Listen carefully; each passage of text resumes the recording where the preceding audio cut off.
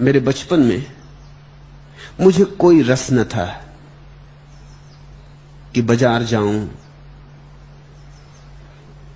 कि किसी के घर जाऊं, कि किसी के भोज में जाऊं, कि किसी के घर शादी में जाऊं। मेरे घर के लोग स्वभावतः परेशान होते थे। वो मुझे ले जाना चाहते, वो मुझे घसीटते। मैं कहता ठीक है, घसीटते हो तो चलता हूं, लेकिन वहां जाके खड़ा हो जाता। लोग पूछने लगते क्या बात है। फिर घर के लोग मेरे समझ गए कि इसको ले जाना ठीक नहीं, और उल्टी झंझट खड़ी होती। ये वहां खड़ा हो जाता है या बैठ जाता है तो लोग पूछने लगते हैं इसको क्या हो गया, क्या गड़बड़ है। वो मुझे ले जाना छोड़ दिए। पहले मुझे बेचते थे इसी ख्याल से, दयावश, कि बाजार जाए, कुछ सब्जी खरीद लाए, कुछ सामान चाहिए तो ले आए, नहीं तो ये जिंदगी सीखेगा कब और कैसे।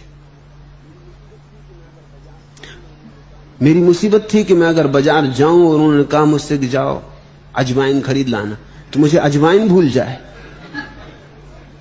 भेजा अजवाइन खरीदने, खरीद के ले आऊं इलायची, तो उन्होंने सिर ठोंक लें कि ठीक।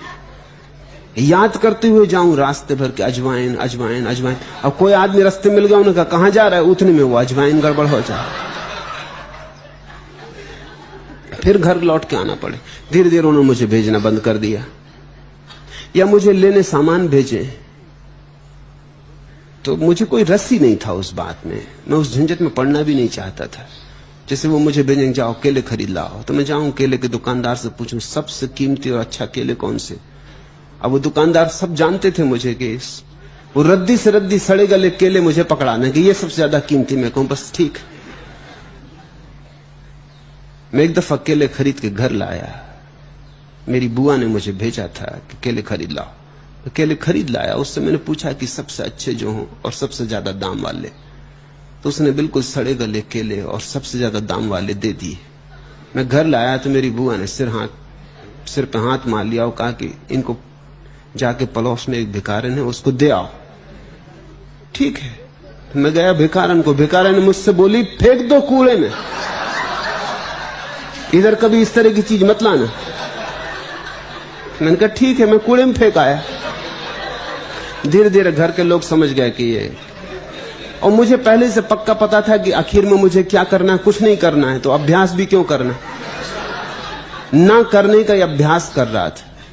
फिर तो ऐसी बात आ गई कि मैं घर में बैठा रहता, मेरी माँ मेरे सामने बैठी और वो कहे यहां कोई दिखाई नहीं पड़ता, किसी को सब्जी लेने भेजना है, और मैं सामने बैठा हूं। वो कहे यहां कोई दिखाई नहीं पड़ता। मैं कहूं दिखाई तो मुझे भी कोई नहीं पड़ रहा।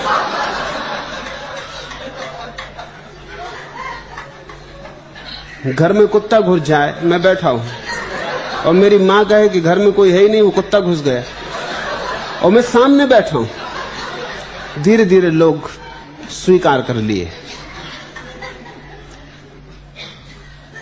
क्या करेंगे, एक सीमा होती। थोड़े दिन तक खींचातानी की, इधर ले गए उधर ले गए, भेजा। एक सीमा होती है। तुम संन्यास्त हो गए, अब तुम अपने भाव में रमो। लोग ऐसा कहेंगे वैसा कहेंगे, यहां खींचेंगे वहां खींचेंगे, कोई झगड़ा झांसा भी मत खड़ा करना और उन्हें समझाने की कोई चेष्टा भी मत करना। तुम्हारे समझाने से वो समझेंगे भी नहीं। जो तुम्हारे भीतर हुआ है तुम उस रस में डूबो, तुम अपनी मस्ती में मस्त रहो। जल्दी ही तुम पाओगे कि जो व्यंग कसते थे वो तुम में उत्सुक होने लगे, जो कल हंसते थे वो भी तुम्हारे पास आके बैठने लगे, जो कल कहते थे तुम्हारा दिमाग खराब हो गया वो भी तुमसे सलाह लेने लगेंगे। वो कहेंगे कि तुम बड़े शांत हो गए, कैसे हुए, क्या हुआ। पुरानी तरह की चिंताएं तुम्हारे चेहरे पर नहीं दिखाई पड़ती, आंखों में बड़ी शांति की झलक आ गई, एक प्रसाद पैदा हुआ। क्या हुआ, लेकिन तुम समझाने की कोशिश मत करना, तुम अपनी मस्ती में जियो। अब अगर उनको चिंता लेनी है तुम्हारी मस्ती से तो ये उनका निर्णय है, कोई किसी को चिंता लेने से नहीं रोक सकता।